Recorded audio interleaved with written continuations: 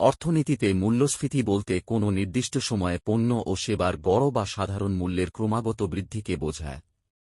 এর ফলে অর্থের ক্রয় ক্ষমতা কমে যায়, অর্থাৎ একই পরিমাণ টাকা দিয়ে পূর্বে যে পরিমাণ পণ্য বা সেবা কেনা যেত, মূল্যস্ফীতির কারণে বর্তমানে তার চেয়ে কম পাওয়া যায়। অংশত মূল্যস্ফীতি বলতে মূলত অর্থনীতির একটি নির্দিষ্ট খাত বা গুচ্ছের মধ্যে সীমাবদ্ধ মূল্যস্ফীতিকে বোঝায়।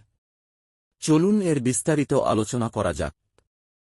অংশত মূল্যস্ফীতি কি? সাধারণত মূল্যস্ফীতি বলতে পুরো অর্থনীতির সব ধরনের পণ্যের দামের সাধারণ বৃদ্ধিকে বোঝায়। কিন্তু অর্থনীতির সব খাতের দাম একই সময়ে বাড়ে না। যখন কোনো নির্দিষ্ট শিল্প, একক খাত, যেমন খাদ্যদ্রব্য, জ্বালানি বা আবাসন, অথবা নির্দিষ্ট ভৌগোলিক অঞ্চলে পণ্যের দাম বাড়ে, তখন তাকে আংশিক বা অংশত মূল্যস্ফীতি বলা হয়। একে অর্থনীতির পরিভাষায় অনেক সময় অসম মূল্যস্ফীতিও বলা হয়ে থাকে। মূল্যস্ফীতির প্রধান ধরন অর্থনীতিতে পূর্ণাঙ্গ মূল্যস্ফীতি সাধারণত তিনটি কারণে বেশি ঘটে।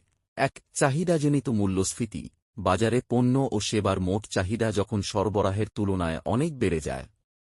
সাধারণ অর্থে এটি তখন ঘটে যখন অতিরিক্ত অর্থ খুব অল্প পরিমাণ পণ্যের পেছনে ছুটতে থাকে।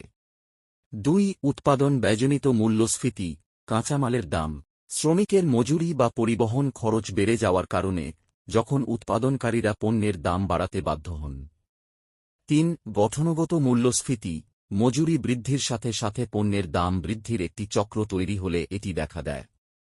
মূল্যস্ফীতি পরিমাপ মূল্যস্ফীতি সাধারণত শতাংশের হারে প্রকাশ করা হয়। এটি পরিমাপের জন্য সবচেয়ে জনপ্রিয় দুটি সূচক হল ভোক্তা মূল্য সূচক, সাধারণ মানুষ দৈনন্দিন জীবনে যে পণ্য ও সেবা কেনে তার মূল্য পরিবর্তনের হার এটি দিয়ে পরিমাপ করা হয়। পাইকারি মূল্য সূচক, উৎপাদক বা পাইকারি পর্যায়ে পণ্যের দামের হিসাব রাখতে এটি ব্যবহার করা হয়। অর্থনীতিতে এর প্রভাব ও নেতিবাচক প্রভাব। মূল্যস্ফীতি বাড়লে মানুষের জীবনযাত্রার ব্যয় বাড়ে। আয়ের পরিমাণ নির্দিষ্ট থাকলে সাধারণ মানুষের সঞ্চয় কমে যায় এবং সামগ্রিক ক্রয় ক্ষমতা হ্রাস পায়। ইতিবাচক প্রভাব।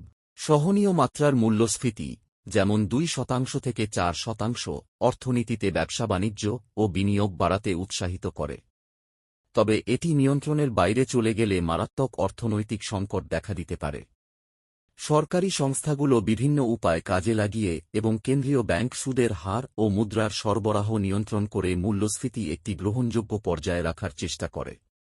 আপনি বাংলাদেশ ব্যাংক বা পরিসংখ্যান ব্যুরো এর ওয়েবসাইটে গিয়ে নিজ দেশের বর্তমান মূল্যস্ফীতির হালনাগাদ তথ্য ও প্রতিবেদন দেখতে পারবেন।